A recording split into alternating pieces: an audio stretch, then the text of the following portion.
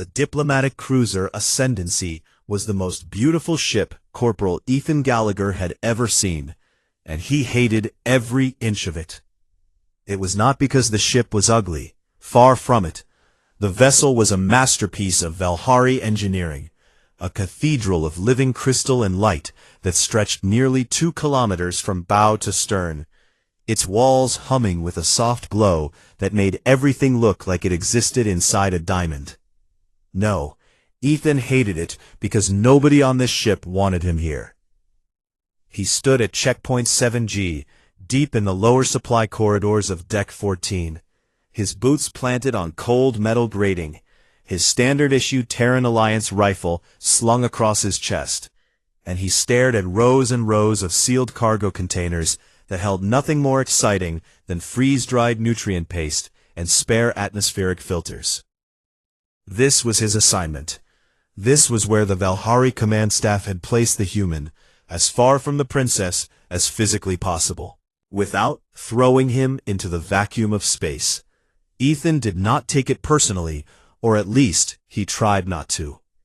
The galactic sovereignty had existed for thousands of years before humanity ever crawled off Earth and started reaching for the stars. And in the grand hierarchy of species, humans sat somewhere near the bottom, above the fungal colonies of Dreg 7, but well below almost everyone else. They were considered short-lived, fragile, overly emotional, and distractingly warm-blooded, which was a phrase Ethan had heard more times than he could count since boarding the ship 3 weeks ago. The Valhari were especially unimpressed by humans. They were a crystalline species, tall, luminous, with skin that looked like polished quartz threaded with veins of soft blue light. And they had ruled the most prosperous sector of the sovereignty for 10,000 years. Their warriors, the Onkai, were legendary, bred and trained from birth, encased in living crystal armor that grew with their bodies, and bound by sacred blood oaths to protect the royal family unto death. There were 40 of them aboard this ship, each one a walking monument to discipline and power, and every single one of them looked at Ethan like he was something stuck to the bottom of their boot. He was only here because of a clause in the Terran Alliance Cooperation Treaty that required at least one human soldier to be present during joint military operations. A box to check. A formality. A warm body filling a quota. Ethan understood all of this, and still he did his job. He ran his patrols on time, every time. He checked every seal on every cargo container.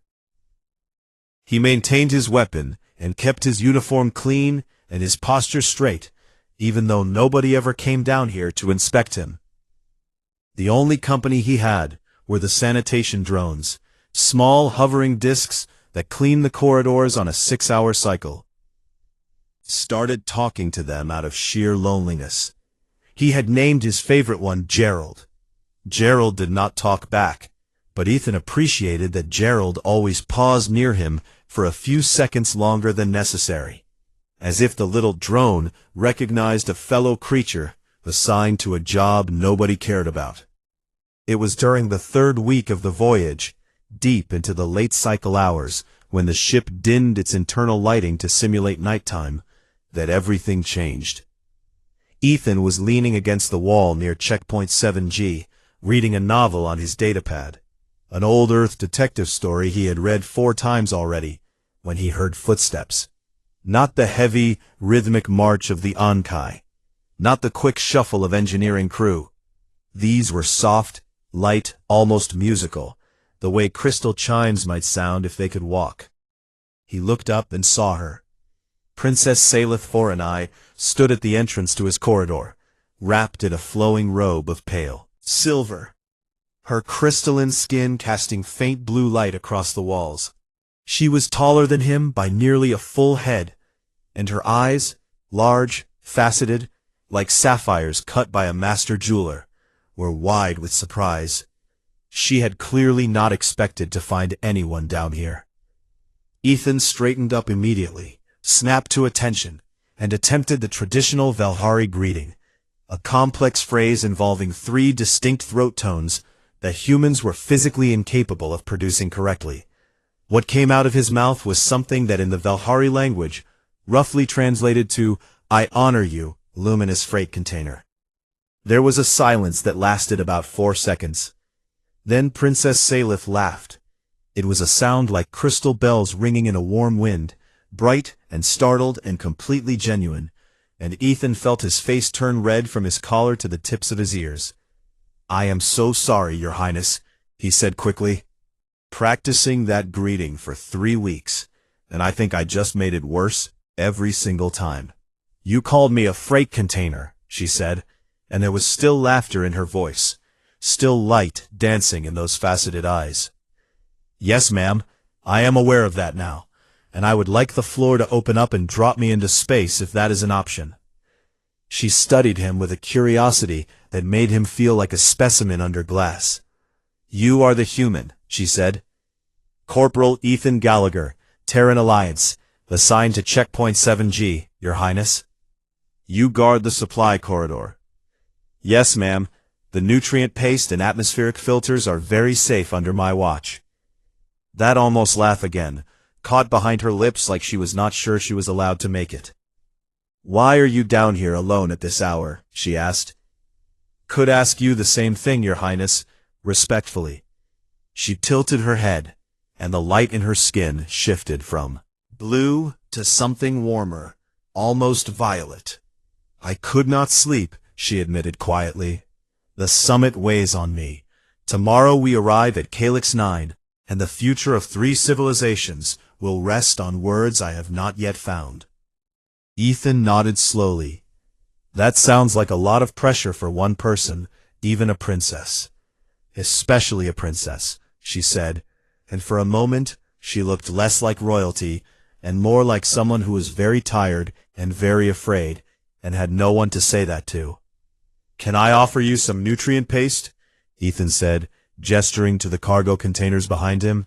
"I have about 10,000 servings of flavor variant C, which the label claims tastes like something called roasted vegetable medley, but honestly tastes like cardboard that once sat near a vegetable." She smiled. Not the polite, practiced smile of a diplomat, but a real one, small and surprised. "I should return to my quarters," she said, stepping back. "Of course, Your—" She paused, looked at him one more time with those jeweled eyes, and said, "You are very strange, Corporal Gallagher." "I have been told that before, ma'am, usually with less kindness," he replied. She turned and walked away, her footsteps chiming softly against the metal grating until the sound faded into silence, and Ethan was alone again with Gerald the drone and 10,000 servings of flavor variant C. He stood there for a long moment, replaying the conversation in his head, and then he shook himself and returned to his patrol. She was a princess. He was a nobody. That was the end of it. 6 hours later, as the ship's sensors officer reviewed the long-range scan data from the night cycle, she noticed a cluster of anomalous readings at the edge of detection range. 3 faint signatures, moving in formation, matching the Ascendancy's heading with impossible precision. She flagged it to the ship's commander, a veteran Velhari captain, named Torin Vass, who studied the data for exactly 2 seconds before waving his hand in dismissal. "Sensor ghosts," he declared. "The nebular dust in this region plays tricks on our instruments. It is nothing." The sensors officer hesitated, then nodded and deleted the flag from the alert log. Deep in the corridor of Checkpoint 7G, Ethan Gallagher finished his patrol, spoke a quiet goodnight to Gerald, and settled against the wall with his datapad. He did not know that in 12 hours, every oath-sworn warrior on this ship would break and run. He did not know that the 3 sensor ghosts were warships, cloaked and waiting, carrying enough firepower to crack this beautiful crystal cathedral in half. And he did not know that when everything fell apart, he, the human nobody wanted, the warm-blooded quota filler guarding boxes of nutrient paste, would be the only one who stayed. But that is exactly what happened. The first explosion hit the Ascendancy at 1400 hours, and it hit hard. Ethan was in the middle of a routine equipment check when the world turned sideways. The floor bucked beneath him like a living thing. The lights died, and he was thrown against a cargo container with enough force to crack his helmet visor and open a gash across his forehead. For 3 seconds there was nothing but darkness and the shriek of tearing metal. Then the emergency lighting kicked in, dim red pulses that painted everything the color of blood, and Ethan was on his feet before his brain had fully caught up with what was happening. He grabbed his rifle from where it had fallen, wiped the blood out of his left eye, and hit his comms unit. Checkpoint 7G to command. I have a hull impact on Deck 14. Requesting status. Over. Nothing. Static. He tried again, cycling through every frequency he had access to. Nothing came back but dead. A second explosion rocked the ship. This one deeper, heavier, and Ethan felt the vibration in his teeth. That was not an impact. That was a breach. Something had punched through the outer hull and was inside. He did not waste another second on the comms. Standard operating procedure for a protective detail during a ship-wide attack was simple. Move toward the principal. Protect the asset. The principal was Princess Salith. The asset was her life. Ethan started running. The corridors of the Ascendancy were a nightmare. Blown-out panels sparking in the dark, emergency bulkheads slamming shut at random, the air thick with the acrid smell of burning crystal and leaking coolant. He passed crew members stumbling through the smoke, some wounded, some simply frozen with terror, and he shouted at them to move to the nearest emergency shelter as he pushed deeper into the ship. On Deck 9 he found the first body, a Velhari engineer, crystalline skin, shattered like broken glass, killed by the concussive force of a hull breach. Ethan checked for a pulse he knew he would not find, then kept moving. He climbed 2 decks through a maintenance shaft, dropped into a corridor that was half flooded with coolant, and waded through it with his rifle held above his head, until he reached a junction that connected to the central passageways leading toward the royal quarters. That was when he heard gunfire. Not the sharp crack of Velhari crystal pulse weapons. This was something heavier, deeper, the thunder boom of disruptor cannons that Ethan recognized from combat training videos he had studied back on Earth. Nethsar weapons. Boarding parties were already inside the ship. He pressed himself against the wall and moved forward, slow and careful now, every sense alive, the way humans had moved through danger for 100,000 years before they ever built a spaceship. Watching, feeling the air for vibrations that meant something was coming. He rounded a corner and nearly walked into a scene that made his stomach drop. The corridor ahead was wide and tall, one of the main ceremonial passages that led to Deck 2, where the hardened safe room was located. It was also a kill zone. Scorch marks covered the walls. Crystal armor fragments littered the floor, the remains of Onkai battle gear, shattered and discarded. And at the far end, illuminated by the stuttering red emergency lights, Ethan saw them. Nethsar shock troops, massive armored figures with gray-green skin and eyes like black oil. At least 2 full squads, advancing through the corridor with military precision, disruptor cannons sweeping left and right. They had set up an ambush along the primary extraction route. They had known exactly where the princess would be moved. Someone had told them. Ethan pulled back behind the corner and forced himself to think. The safe room was compromised. The enemy was between here and there, which meant the Onkai escort would have hit this wall of firepower head-on. He needed to find another route to the princess. He needed to find her before the Nethsar did. He turned and moved down a side corridor, working from memory of the ship's layout he had studied during 3 weeks of having nothing else to do. And he climbed, crawled, and fought his way through 2 more decks of chaos. On Deck 4, in a narrow service passage that connected the atmospheric recycling center to the secondary crew quarters, he found the truth. 3 Onkai warriors were moving fast, not toward the princess, but away from her. Their crystal armor still intact, their weapons still charged, their faces set with the blank expression of people who had made a decision and did not want to think about it. They were heading for the escape pods. Ethan stepped into their path. "Where is the princess?" he demanded. The lead warrior, Ethan did not know his name, barely glanced at him. "The ship is lost," the Onkai said, and his voice was flat, empty, like a recording. "The extraction route is compromised. There is no path to safety.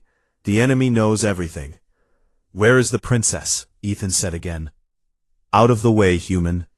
They pushed past him, and Ethan watched them go.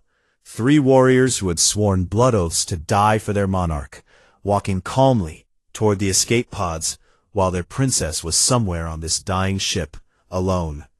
Something cold and hard settled in Ethan's chest. He turned and kept moving toward Deck 2.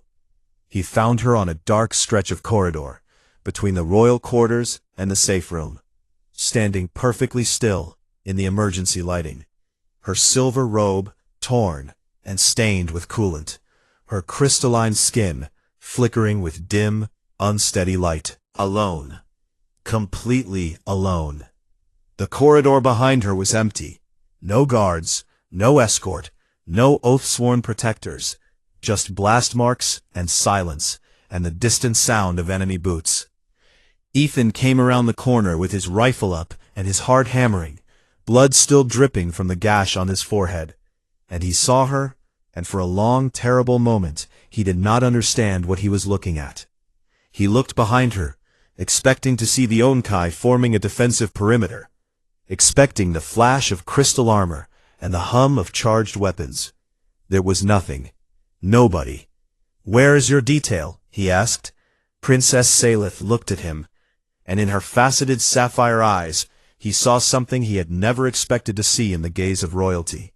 She looked abandoned, shattered, like someone who had just learned that every promise ever made to her was a lie. She did not answer. She did not need to. Ethan understood. The finest the Velhari Empire had ever produced, 10,000 years of tradition and blood oaths and sacred honor.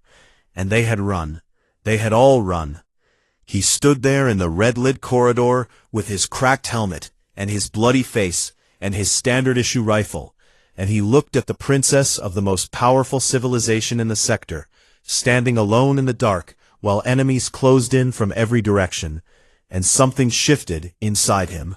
Not rage, not heroism, not some grand moment of destiny, just a simple, quiet, very human certainty. "Okay," Ethan said, and his voice was steady, calm, the voice of a man who had just made the only decision that made sense to him. "Okay, stay behind me." He raised his rifle, checked his ammunition, and began walking forward into the dark. Behind him, the princess followed. Ahead of them, the enemy waited, and Corporal Ethan Gallagher, the quota filler, the nobody, the man who guarded boxes of nutrient paste, moved toward them without hesitation. The ship was dying around them.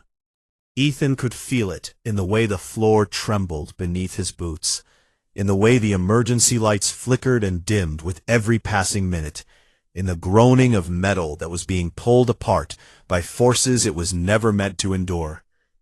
The Ascendancy had been a masterpiece, a cathedral of crystal and light, and now it was a tomb, dark and broken, and filling slowly with smoke and the distant thunder of explosions. He moved through the corridors with Princess Sylith close behind him, his rifle raised, his eyes scanning every shadow, every doorway, every junction where an enemy might be waiting.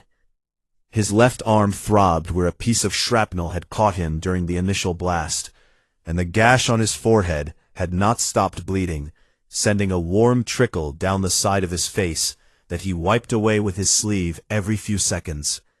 He did not complain about any of it. Behind him, Sylith moved in. Silence. She had not spoken since he found her alone in that corridor, and the light in her crystalline skin, which normally glowed a steady, warm blue, was dim and unsteady, pulsing faintly like a heartbeat that could not find its rhythm. Ethan had no plan beyond the next 10 meters. The safe room on Deck 2 was compromised. The Netsar had known about it and set their ambush there, which meant someone in the Velhari court had given them every detail of the ship's security layout. Comms were jammed. Every frequency was flooded with static. The escape pods might already be gone, taken by the guards who had abandoned their oaths and fled. So Ethan did what humans had always done when the plan fell apart. He improvised. "We need to get to engineering," he said quietly, not turning around, keeping his eyes on the corridor ahead. "The main engine room has reinforced bulkheads, independent life support, and a secondary communications array. Anything on this ship is still working. It will be there." Sylith said nothing. "Your Highness, I need you to stay within arm's reach of me at all times. If I say move, you move. If I say get down, you get down. Can you do that?"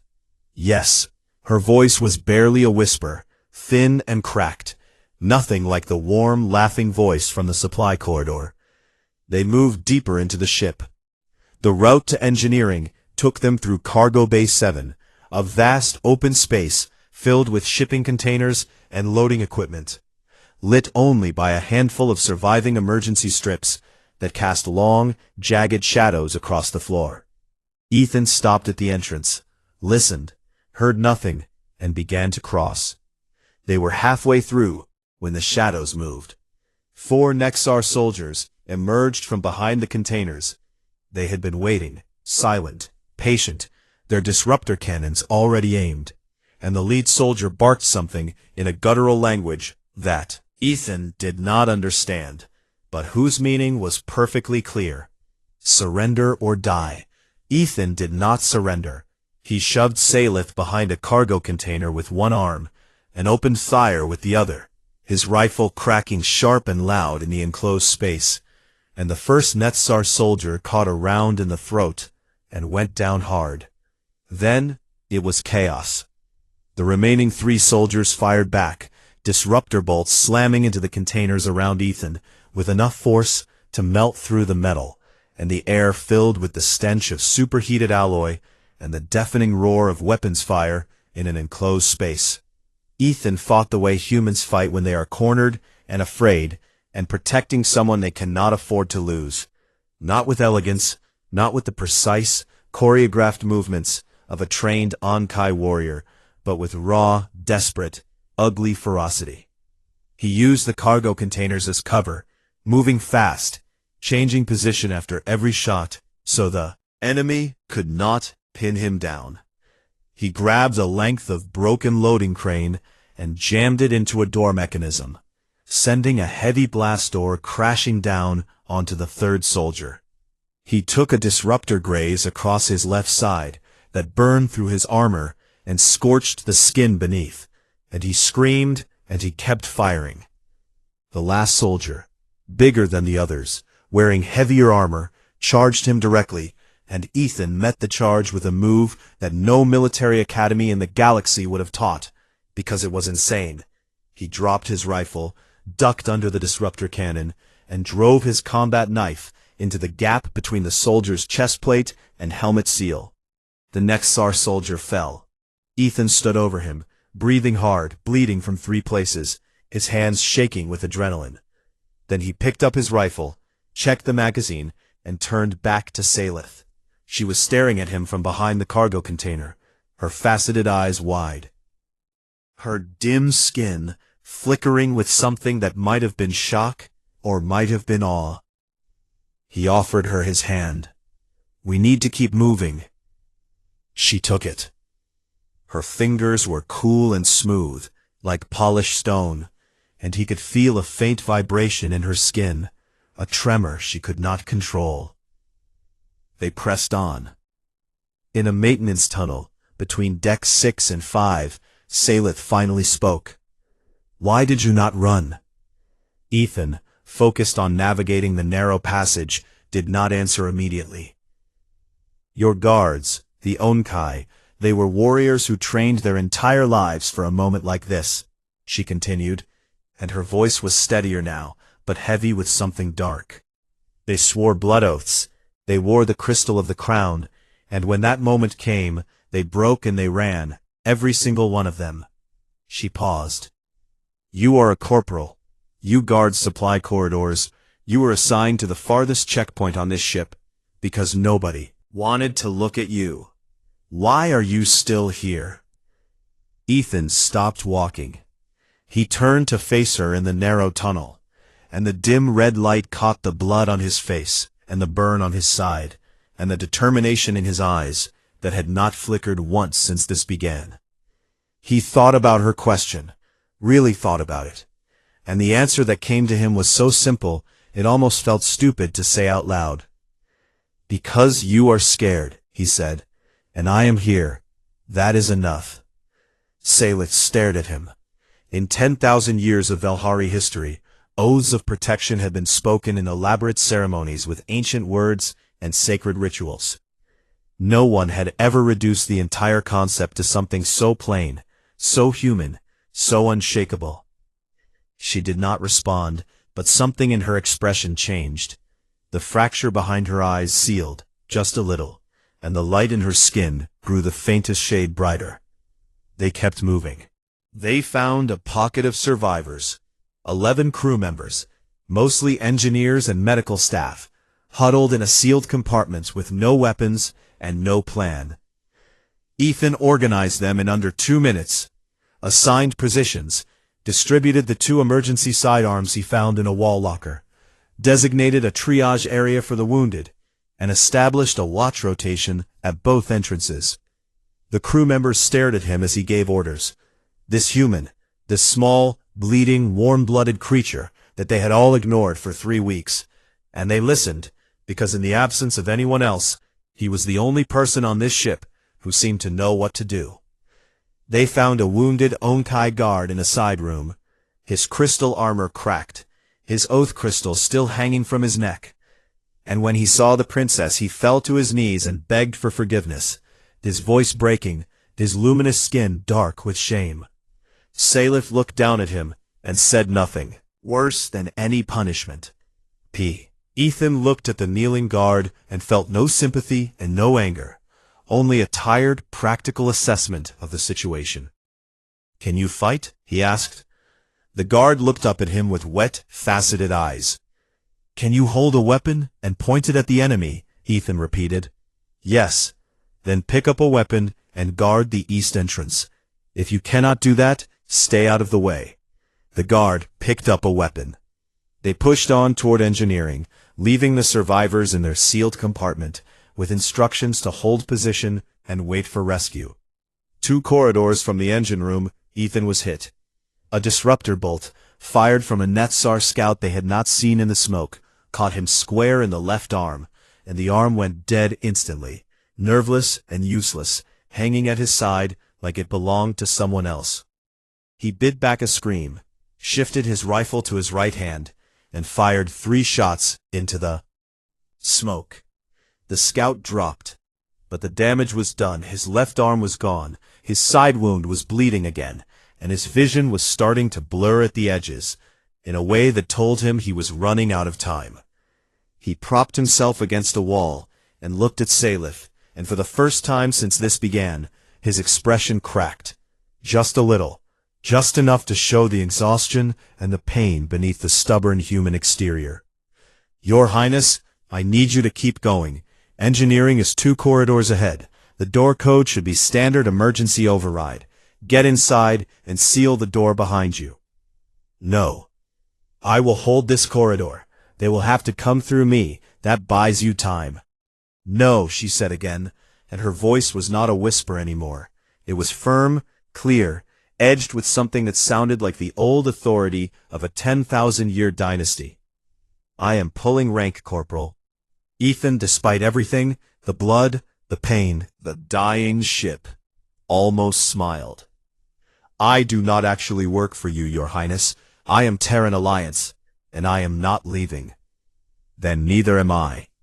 She moved to stand beside him, and her crystalline skin began to glow, brighter than he had seen it. A deep, fierce blue that pushed back the darkness of the corridor. And he realized that she was channeling energy, preparing to fight, and that she had no intention of leaving him here alone. They held the corridor together. For 12 minutes they held it. Ethan firing with one arm, Syleth using short-range energy pulses that burst from her palms like small stars, and the Netsar scouts that came down the corridor met resistance they had not expected and could not explain. Between engagements, in the brief silences that fell like held breaths, Ethan worked, with his one good hand and his teeth, and the desperate ingenuity of a species that had survived ice ages and plagues and wars and the cold. Vacuum of space. He tore apart a destroyed sanitation drone, not Gerald, he noted with irrational relief, and jury-rigged its transmitter into the corridor's damaged communication relay. It was ugly work. Wires stripped with his teeth, connections held together with adhesive tape from a first aid kit, power routed through his own rifle's backup battery.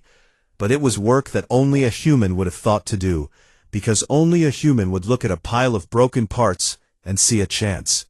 "This is going to be loud," he warned Syleth. He activated the transmitter. A burst of signal, raw, unencrypted, screaming across every open frequency, punched through the Netsar, jamming like a fist through glass. And Corporal Ethan Gallagher, bleeding and broken in a dark corridor on a dying ship, spoke the words that would change the galaxy. "This is Corporal Gallagher, Terran Alliance, aboard the Ascendancy. The princess is alive. Her guard detail has abandoned her. I am the only remaining protective asset. Requesting immediate extraction. I will hold position until relieved or until I am dead. Gallagher out." The signal flew outward at the speed of light, and the universe heard it. The message hit the Sovereignty's open communication network like a stone dropped into still water, and the ripples spread to every corner of civilized space within minutes. On the Velhari homeworld of Crystallis, the broadcast was picked up by a junior communications officer, who listened to it once, then played it for her supervisor, who played it for the Planetary Defense Command, who transmitted it directly to the Velhari High Council chamber, where it was heard by every elder and advisor in real time. The silence that followed was the loudest thing that ancient chamber had ever known. A human, a corporal, a nobody, a warm-blooded creature that their own military had shoved into a supply corridor, was the only one still protecting their princess. Their own Kai, the sacred warriors of the crown, the pride of 10,000 years of Velhari civilization, had broken their oaths and fled.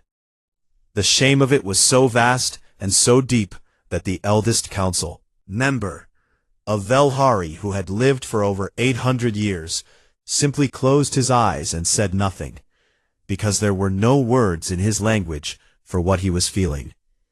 Across the galaxy, the reaction was immediate and explosive. On Terran Alliance Station Meridian, Admiral Catherine Way was in the middle of a routine briefing when Gallagher's transmission came through the speakers. She listened to the entire message without moving. Then she stood up, and every officer in the room stood with her, because they had heard the voice of one of their own, alone, wounded, refusing to leave, and something ancient and fierce woke up in every human in that room. "Mobilize the 3rd Fast Response Group," Admiral Way said, and her voice was calm in the way that a blade is calm before it cuts. "Full combat deployment. I want every ship we have in this sector moving toward the Ascendancy's last known position within 15 minutes.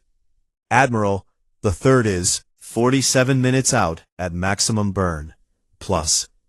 Then they will burn at maximum for 47 minutes. Move." The Terran fleet was small compared to the vast armadas of the older civilizations. Humanity had only been a spacefaring species for a few centuries. But what the fleet lacked in size, it made up for in something that every other species had noticed but never fully understood. Speed. Not just the speed of their ships, but the speed of their decisions, their anger, their loyalty.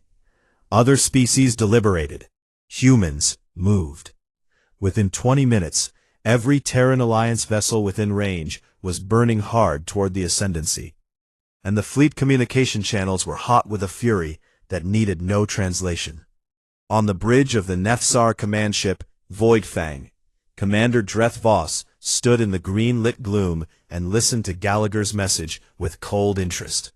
The human was a complication, nothing more. The target and the mission was nearly complete. His boarding teams had control of most of the ship, and it was only a matter of time before they found her. Then, a second transmission came in, this one on a direct channel, and it was not from a corporal. It was from Admiral Wei. "Commander Voss," the Admiral's voice said, clear and sharp, and carrying the weight of a species that had fought its way up from mud and stone to the stars. "You have one of ours in there with your target. If he dies, we will not stop at your fleet. We will glass your homeworld and salt the orbit. This is not a negotiation." Commander Voss had studied human history. He had read about their wars, not the polite, structured conflicts that other species engaged in, but the terrible, all-consuming fires that humans lit when they were truly angry. Wars that lasted years, that burned cities to ash, that continued long past the point where any rational species would have stopped. He had read about what they did when someone hurt one of their own. He believed every word the Admiral said. For the first time since the operation began, Voss felt something cold crawl up his spine. "Increase the pace," he ordered his boarding teams. "Find the princess. End this before the humans arrive." Back on the Ascendancy, Ethan did not know if his message had reached anyone. The makeshift transmitter had burned out after that single burst, and the corridor was quiet now in the way that meant the enemy was regrouping, not retreating. He sat against the wall with his dead left arm and his fading vision and his rifle across his knees, and beside him Salith sat with her back against the same wall, her cracked and dimming skin casting just enough light to see each other's faces. "Do you think anyone heard?" she asked. "Someone always hears," he said, though he was not sure if that was true or just something he needed to believe. "Your people, the humans, will they come? If they heard that message, they are already on their way.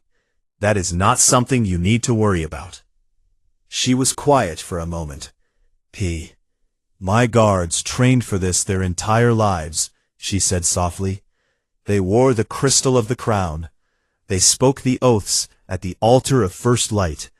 I watched them take those oaths when I was a child, and I believed, truly believed, that nothing in the universe could make them break."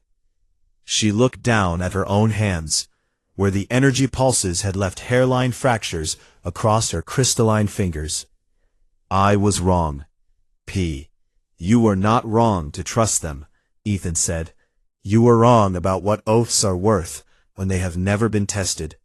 Some people do not know who they really are until the worst moment of their lives, and by then it is too late." "And you?" she asked, turning to look at him. "Did you know who you were?" Ethan thought about it. "No," he admitted, "but I think that is the human way. We do not make grand oaths or swear on sacred altars. We just show up and find out what we are made of when the time comes." "And what are you made of, Corporal Gallagher?" He looked at her, this luminous, alien princess with her cracked skin and her broken trust and her eyes that held 10,000 years of royal history. And he wanted to say something profound, something worthy of the moment. "Mostly water and stubbornness," he said instead. She laughed, and it was a broken, exhausted laugh, but it was real, and in the darkness of that dying ship, It was the most defiant sound either of them had ever heard. Then the silence ended. Boots in the corridor, heavy, armored, moving fast, and Ethan was on his feet before the sound had fully registered, his rifle in his one working hand, his body positioned between Salith and the direction of the noise. Yes, Ethan. It was the first time she had used his name. "If we do not survive this," she said, and her voice was steady now, clear and regal and fierce in a way that reminded him that she was not just a frightened woman in a dark corridor, but the heir to the most powerful throne in the sector.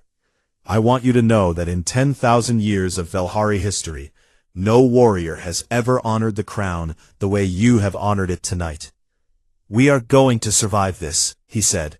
"But if we do not, then we do not, but not because I stopped trying." He checked his magazine. Last one. He chambered the first round with his teeth and his one good hand, and the click of the mechanism was small and sharp in the darkness. The boots grew louder. Salith rose to her feet behind him, and her skin began to glow again, not the dim flickering light of fear, but something deeper, hotter, a light that came from the core of her being, ancient and powerful. "Together, then," she said. "Together," he agreed. The enemy appeared at the end of the corridor, a full assault squad, 8 soldiers in heavy armor with weapons raised. And Corporal Ethan Gallagher stepped forward to meet them, with his last magazine and his unbreakable stubbornness, and the simple human certainty that some things are worth dying for. And behind him, the princess of the Velhari Empire raised her hands, and light filled the corridor like a star being born. Ethan fired until the rifle clicked empty, and in those few seconds he put down 3 of them. Headshots through the narrow gaps in their heavy armor that only a desperate man shooting on instinct could have made.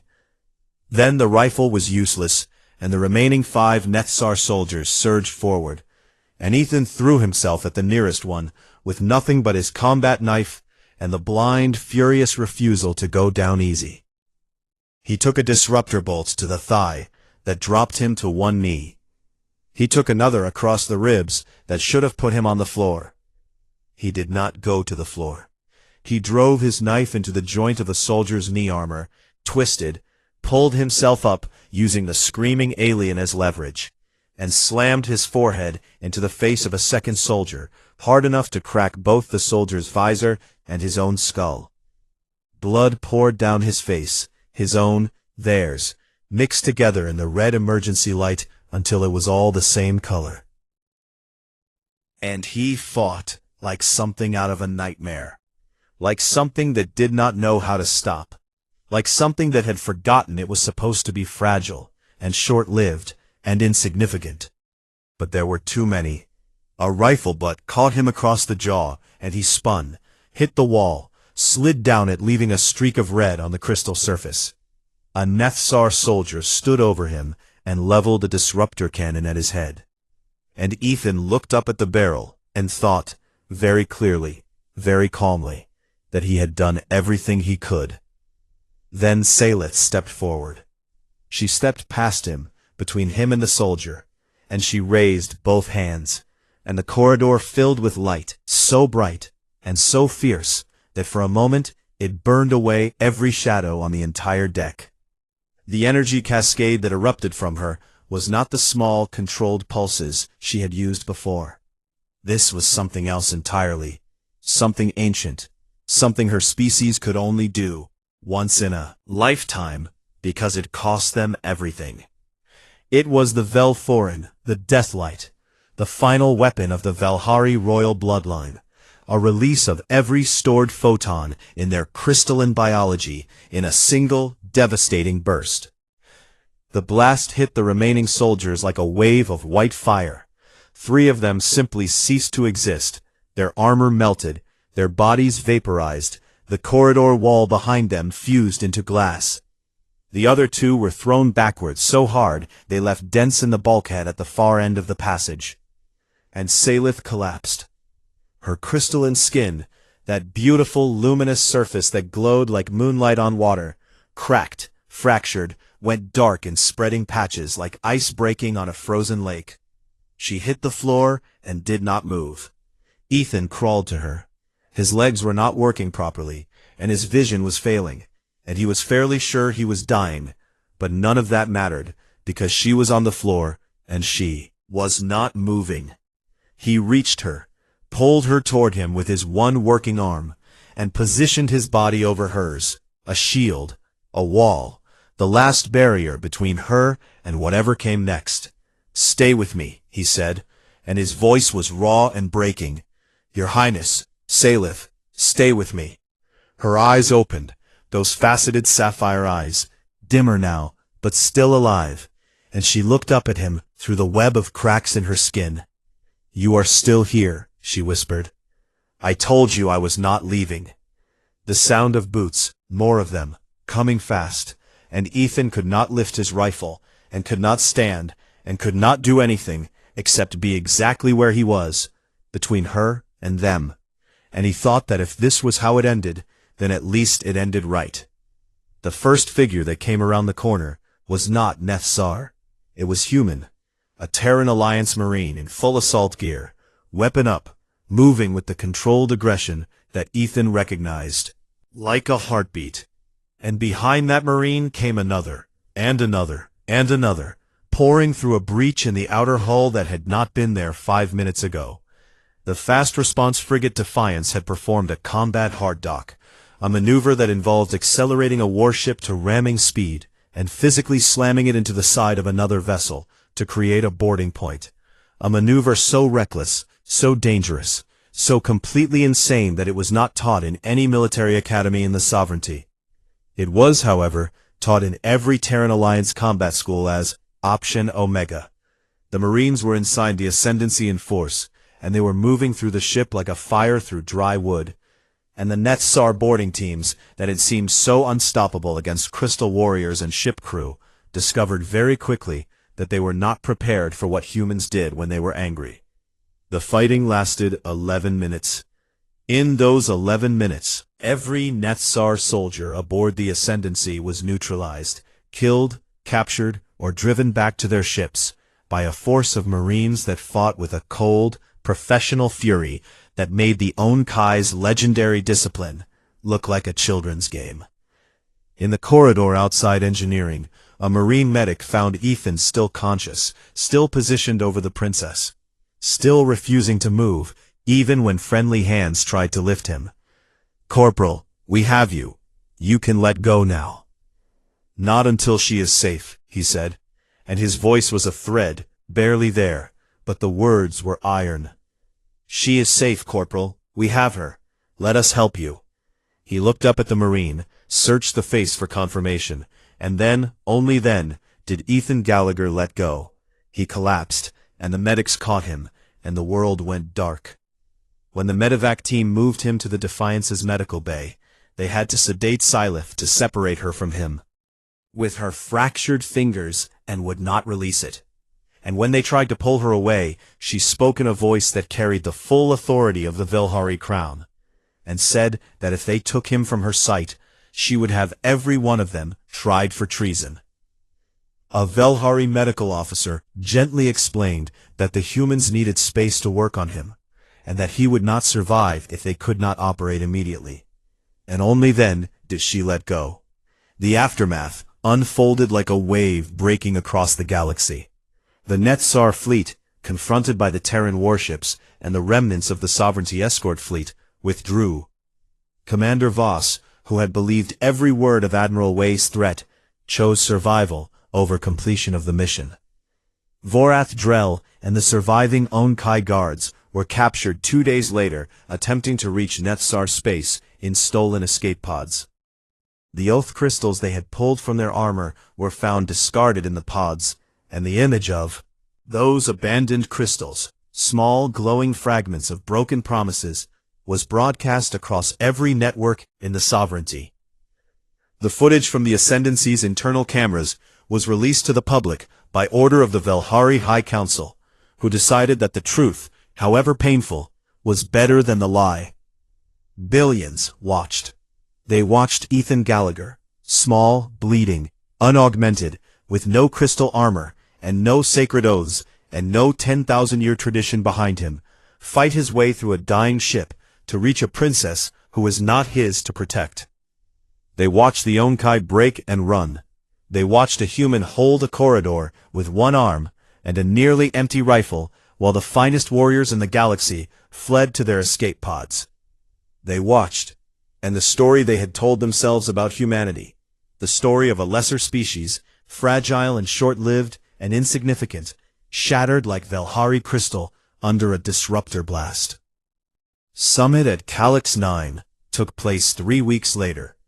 Delayed, but not cancelled, and it succeeded, not because of diplomacy or compromise or the careful balancing of political interests, but because every faction at the table had seen the footage and understood something fundamental about the galaxy they lived in.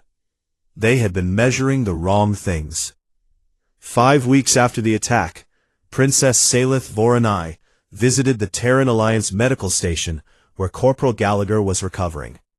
Her crystalline skin was still cracked, healing slowly, the fractures sealing with new growth that was slightly different in color from the original, leaving visible lines like the golden seams of a repaired vase. In Velhari culture, these were called Velshara, scars of honor, and they were worn openly, never hidden, because they proved that the bearer had given everything and survived. She wore them like a crown. Ethan was sitting up in bed when she entered, still, pale, still bandaged, but alive in a way that his doctors had described as medically improbable and characteristically human. He saw her and tried to salute, which hurt, and tried to stand, which hurt more, and she raised a hand to stop him. "Do not get up." "Your Highness," she corrected. She stood beside his bed and looked at him for a long moment, and then she did something that no Velhari monarch had done in 10,000 years of recorded history. She bowed. "On behalf of the Velhari people, the crown, and the sovereignty, I formally name you Onsai, the one who stayed, a title that carries the highest honor our civilization can bestow, a rank above all other guardians, a place at the side of the throne that can never be revoked." Ethan stared at her. "Does that come with a pay raise?" he asked. She laughed, that same bright, startled, beautiful sound from the supply corridor, a lifetime and a war ago, and forever. Moments they were not a princess and a corporal, not alien and human, not symbols of anything larger than themselves. They were just two people who had survived the worst night of their lives because neither of them had been willing to leave the other behind. 3 months later, the Terran Alliance ambassador addressed the full Galactic Sovereignty Council. The chamber was vast, a cathedral of crystal and light, filled with representatives of 100 civilizations, and every seat was occupied, every eye fixed on the small, unremarkable human who stood at the central podium. The ambassador looked out at the assembled galaxy and spoke. "You have spent centuries measuring humanity by the length of our lives, the softness of our skin, and the size of our fleet. We suggest, respectfully, that you find better metrics." The chamber was silent. In the throne room of the Velhari Palace on Crystallis, Princess Salith Voronai sat upon the crystal throne. Her cracked skin, glowing with the fierce, warm light of someone who had seen the worst the universe could offer, and had chosen to burn brighter because of it. At the foot of the throne, in the position of First Guardian, the most sacred post in the Velhari military, a position that had never been held by anyone who was not born of crystal, stood a human. He was not tall. He was not luminous.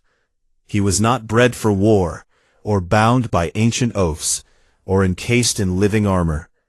He was just a man, scarred and stubborn and alive, wearing a simple Terran Alliance uniform with a single new insignia on his chest, the Onsai mark, carved in Velhari crystal, glowing softly against the dark fabric. Corporal Ethan Gallagher, the one who stayed, looked out across the throne room and thought about freight containers and sanitation drones, and a laugh like crystal bells in a warm wind. And he smiled, Because some things in the universe are very simple. Show up, you stay, and that is enough.